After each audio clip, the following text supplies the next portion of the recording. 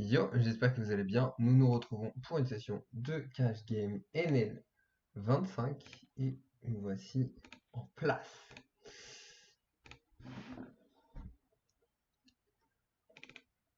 Mhm.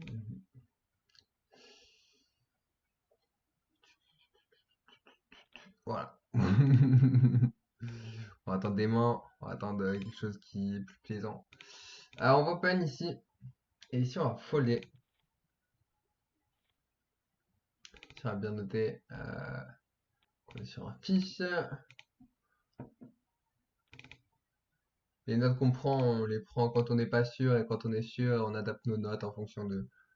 Voilà, lui, si ça se trouve, bah, on sait que c'est un fiche parce qu'il est pas KV max, mais si ça se trouve, à un moment, il va trop m'embêter et je vais juste le pastiller règle pour me dire, bon, fais attention et tout. Voilà, les pastilles, c'est avant tout pour te guider un peu à première vue. Et ensuite, tu as les notes qui vont t'aiguiller beaucoup. Si on va si bête pour deny de l'équité à plein de mains, genre des 8 et 9 et tout, on n'a pas envie de voir un 8, un 9, par exemple. Et puis, on est en value et en protection. Il y a plein de raisons pour lesquelles on peut être finalement. Souvent un bet est le résultat de plein de conclusions logiques que vous pouvez avoir. Ici, comme j'aime le répéter en ce moment, je vais adopter une stratégie plutôt conservatrice. J'estime qu'on est sur des steaks où ça va pas assez. Enfin, je pense surtout ici, on est vraiment sur un pool assez particulier. Je dis pas qu'il faut être conservateur spécialement en zoom. Je pense qu'on peut trouver des bluffs. Faut pas hésiter à bluff dans les bons spots. Mais on va pas prendre les bluffs qui sont borderline. Je pense qu'il faut prendre les bons bluffs et pas abuser non plus. Voilà. C'est des formats que je vous conseille évidemment pas de jouer. Je l'ai fait vraiment pour la vidéo. Euh, Moi, je suis rentable dessus à long terme. Euh, Évidemment, bien sûr. Mais même un joueur qui joue en NL50, même NL100, en table standard de base, il va avoir du mal à rentabiliser vraiment très bien en NL25, surtout sur celle de PokerStars, parce que on est sur une NL25 qui est quand même assez réglisse, on va pas se mentir, même si c'est des règles, si tu connais, hein, c'est des règles de NL25, c'est pas les meilleures, mais on a quand même des règles qui sont assez tight, qui commencent à être un peu compétents, qui commencent à comprendre le jeu, donc finalement on n'a pas vraiment un edge énorme dessus, donc vraiment pas se prendre la tête avec ça. Euh, on va focus des tables qui sont bien plus intéressantes de manière générale. Ici on va 3 bêtes.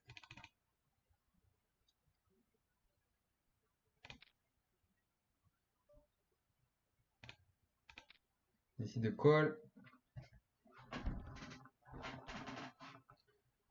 Ici quand il call, je m'attends à vraiment des mains style des 10, des dames, des valets. Ici, je vais vraiment bête pour faire payer ces mains-là. Même si bah, contre les 10, on est vraiment pas bien, hein.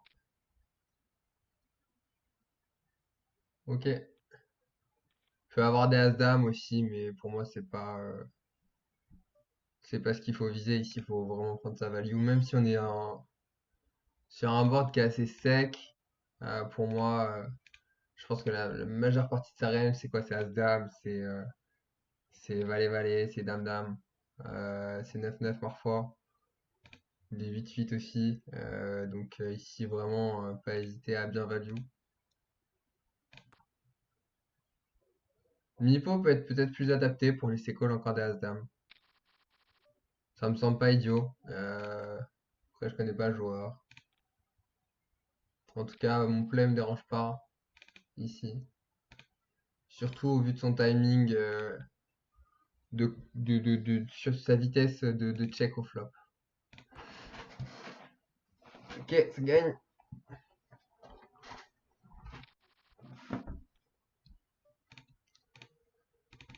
Ah, ici, il décide de limp, c'est-à-dire qu'il va jouer extrêmement beaucoup de mains. Je vais checker quand même.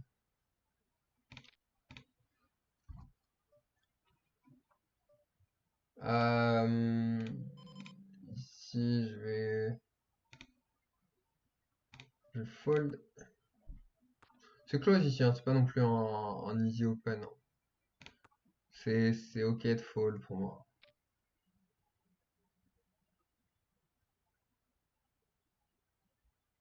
Ah, je fold. Je pense qu'il est en value trop souvent. Je pense qu'il est en value trop souvent, qu'il a pas forcément assez de 4 qui jouerait comme ça, donc j'aime bien fold ici.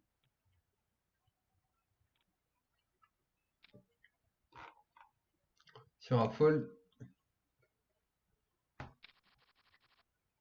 on aurait pu 3 bet s'il était un peu plus deep, mais bon là, c'est pas l'objectif. Là c'est un fold.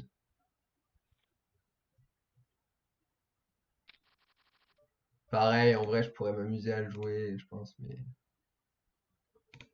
mais c'est vraiment pas rentable de manière générale.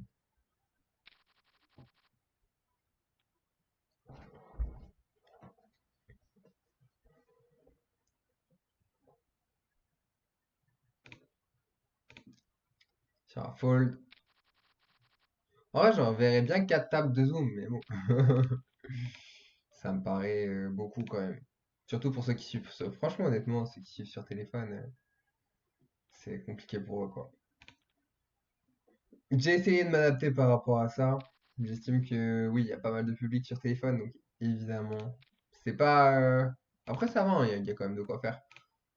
Même si la vidéo t'emmerde, tu la mets en vitesse fois 1.5 et tu vas quand même apprendre des trucs de manière générale.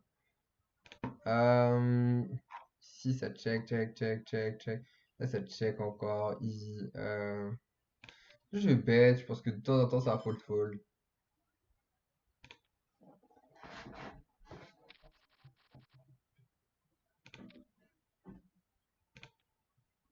Ça, c'est des bluffs qui ont besoin de passer une fois sur 3 ou 4. Donc, c'est pas. Une fois sur 3 ici, c'est pas énorme. Enfin, il y a bien 30% du temps que ça va fold fold. Ça arrive trop trop souvent, surtout à la vitesse de lui où il give up, où il check sa mise. Enfin, si, où il check turn, pardon. Euh, Ils sont à fold, fold également. We are looking for aces. Ici on va open. Ok,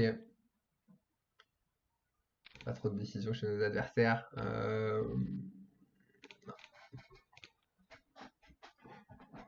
Bien de noter aussi quand le mec limp, hein, on est sur un mec qui est un fiche, donc du coup on peut déjà le noter. C'est bien. Sur un fold encore. C'est un luxe qu'on peut se permettre de passer, passer sur ces tables-là. Ici, c'est un raid. Euh, c'est très agréable de pouvoir passer et de pas être frustré de passer parce qu'en fait, on va retrouver des mains assez rapidement. Donc voilà. Là, pareil, le fait qu'il limp, c'est des choses qui sont hyper importantes à noter parce que euh, bah, lorsqu'il va raise, il va avoir probablement des mains plus fortes. Et les Makilim, c'est probablement souvent des poubelles, donc c'est des choses qui sont à noter. Que sa range va forcément être plus forte lorsqu'il va open. Enfin, enfin que c'est possible. Parce que des fois, il va avoir une range standard open et il va limp toutes les autres. Tu vois. Mais enfin, c'est des petites infos. Mise bout à bout, ça peut apporter quelque chose. Ici, ici, je pense qu'on a des. Ouais, c'est close, hein. Ouais, il a call à la vitesse de la lumière. Il y a check à la vitesse de la lumière. Ici maintenant on va. Je pense qu'un tiers c'est bien et s'il nous raise, il nous raise. Ici ce qu'on vise c'est un as moins bon qui va nous call. Genre as 2, as 3, 4. Ça peut se lever à payer.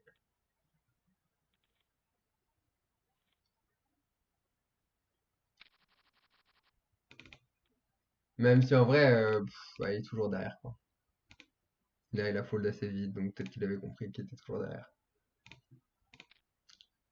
Mais ne pas sous-estimer qu'il y a des joueurs qui tiltent et qui ont juste envie de cliquer, cliquer, cliquer et qu'ils sont un peu frustrés, ils call un as et voilà ça le fait.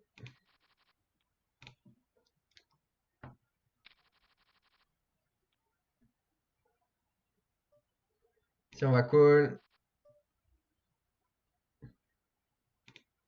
Voilà. J'ai pas réfléchi ici. Enfin, je sais pas. Faites bien attention à pas jouer aussi vite que ça. Là, tu donnes des infos quand même. Voilà, snap fold. Voilà. Ici, on va open à droite.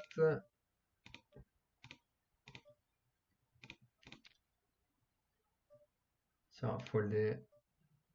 Si on va folder. Si on va folder. Folder, folder, folder, folder. Faut être discipliné, hein. Et de manière générale, en cash game, il faut être discipliné. Des fois, vous pouvez passer du temps à pas avoir de spots, ça peut arriver. Faut rester vraiment dans le droit chemin. Ici, on va limp, mais je doute sur le fait que c'est peut-être un reg qui va trop ISO. Mais en fait, même les règles, j'ai l'impression qu'ils ISO pas tellement. Si, la paille va fold. On aura pris le coup pour pas cher, pas cher.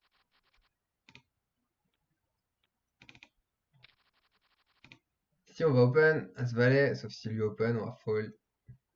Pas trop d'intérêt de 3 bêtes au vu du fait que les ranges sont tight. C'est pas des 3 bêtes qui sont si profitables que ça. Si on va folder, si on va open. Pareil ici, faut pas sous-estimer, mais. Bon, ici, je vais aller jouer contre Face Food. Face Food. Et là, il va nous re-raise avec ses deux as. Ok, il a snap check. Ici, je m'attends à pas mal de calls de sa part au flop. Donc, je vais quand même attendre un peu. Voir de quel bois il se chauffe. Et du coup, ici, on va fold. Je pense que c'est une erreur de 6 bêtes parce qu'ici, il va jamais fold quoi que ce soit. Quand il call flop, enfin, il va pas fold 2 over. Donc, en fait, notre bête accomplit strictement rien. Si on va défendre, c'est pas le meilleur défense du monde, mais VS2X c'est ok, VS2.2X c'est là que ça devient un peu chiant. Si on va folder, si on va folder également.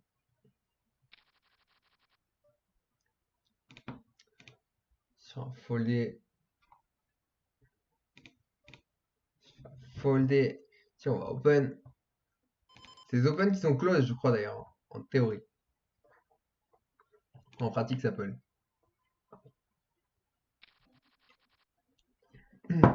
C'est la raison pour laquelle. Ici, je vais bet cher. Pour moi, il a un petit truc. Non, raté. Non, sa vitesse de jeu m'a induit au fait qu'il avait peut-être un petit truc, donc autant prendre de la value directement. Et c'est un board assez sec, donc finalement il va y avoir pas mal d'autofold. Ah là là là là là là là. Ici, il décide de défendre. Je m'attends à avoir la meilleure main tout le temps, sauf contre As-8 et 8-8, qui vont probablement raise. Si ça raise, je suis pas content.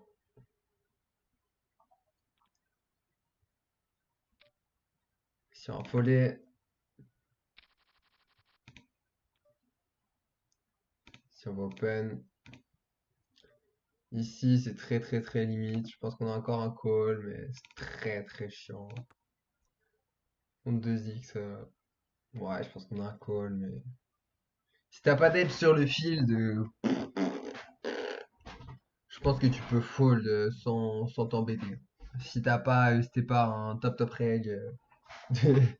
Non, mais si c'est pas un excellent joueur, en fait, vaut mieux être rentable. En fait, ton but maintenant, actuellement, c'est d'être rentable. Et ici, je vais checker, c'est pas un bon board pour moi. Enfin, c'est un bon board, mais on est vite dans la sauce. Est-ce que le board est si terrible que ça? Je suis pas sûr. On va coller une fois, mais pareil, on n'est pas content. Et river, bah évidemment, on va fold. Maintenant, j'estime quand même que qu'on va faire fold énormément de 10. Et je pense qu'il n'y a pas forcément de 10 chez lui. Et chez lui, il n'y en a pas du tout. Oh là là. Chier. Bon, mais c'est la vie, hein. S'il fallait la bluffer, hein. Pour moi, on gagne pas à l'abattage et il y a des doubles paires parfois. Et les doubles paires vont fold sur ce size. Ici, quand il raise, ben, il a probablement net.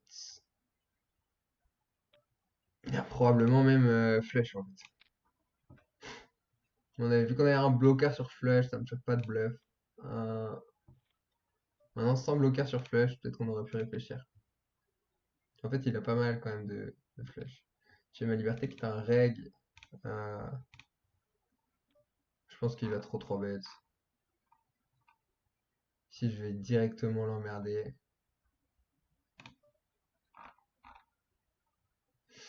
Ici, je vais... bet.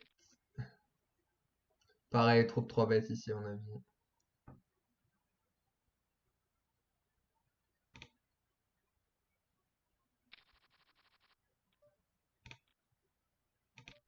C'est chiant, ça. Pff, D6 fait pas ça. Dame Dame fait ça. Valet Valet fait ça. Roi Roi fait ça. As-Roi fait ça. Euh, Peu de surprise des fois.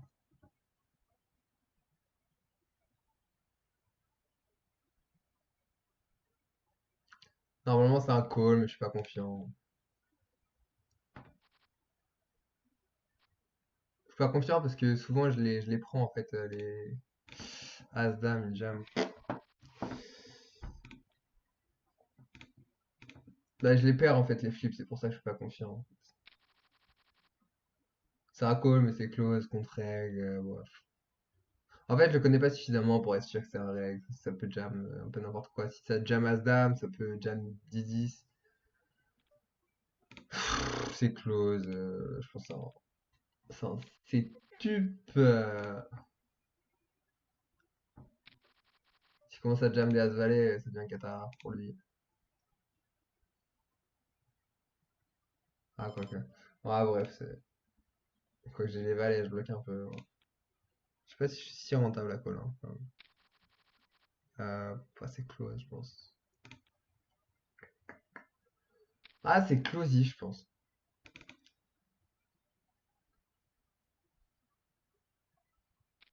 En sachant que des fois, il peut.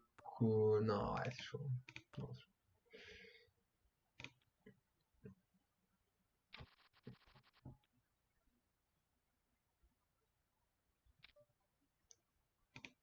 J'ai besoin de me refaire une expérience sur ces sites quand même. Parce qu'en fait, il y a des sites ou des pools où tu peux carrément fold en fait, parce que les mecs sont juste trop tight et ils vont jamais jam rien. Enfin, ils vont jamais jam genre moins bien que As-Roi en fait. As-Roi de dame quoi. Si jam rien de moins bien que As-Roi de dame, c'est pas fou. En fait, j'ai plus call pour la science là, j'avoue. J'ai envie de voir s'il y a des random ends, genre, enfin, s'il y a vraiment des. Je sais pas, je sais que les mecs peuvent se lever.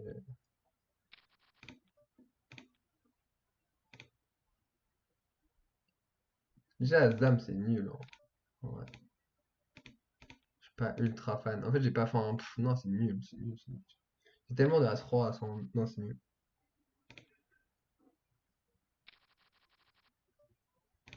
Enfin, je pense que c'est nul, hein, vraiment. Par s'il estime, peut-être que je 4 trop. C'est possible. C'est possible. Avant, j'étais un dégène, donc peut-être qu'il y a encore des notes de moi avant. Mais ouais. Ça me tue que des bons joueurs comme ça, ils soient encore là. Parce que lui, pour le coup, c'est vraiment un très bon joueur.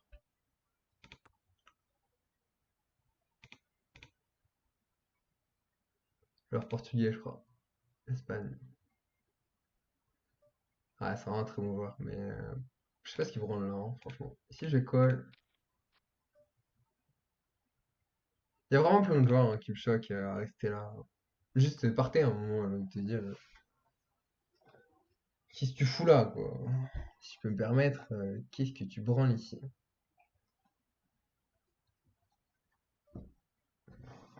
En tout cas, Si toi aussi tu veux devenir joueur de poker professionnel et gagner ta vie grâce au poker, si tu en as marre de stagner à tes tables, à tes stakes, eh ben, je t'invite à prendre ma formation qui se trouve en lien de la vidéo et qui va te faire passer à un autre niveau dans ton poker. Quoi dire de plus? Investir sur soi-même, c'est juste la meilleure chose que tu peux faire. Si on va aller checker sa main, il avait As-Roi, je suis sûr. Il fallait 8, ok. 3 bêtes, bon, bah, le noter.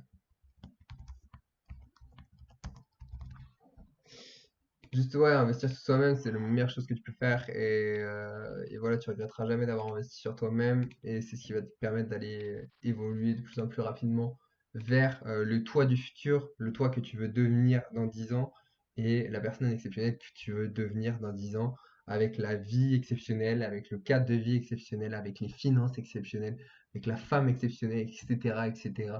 C'est hyper important d'investir sur toi. Bref, je te souhaite une très très bonne soirée et je te dis à bientôt. Allez, ciao, ciao.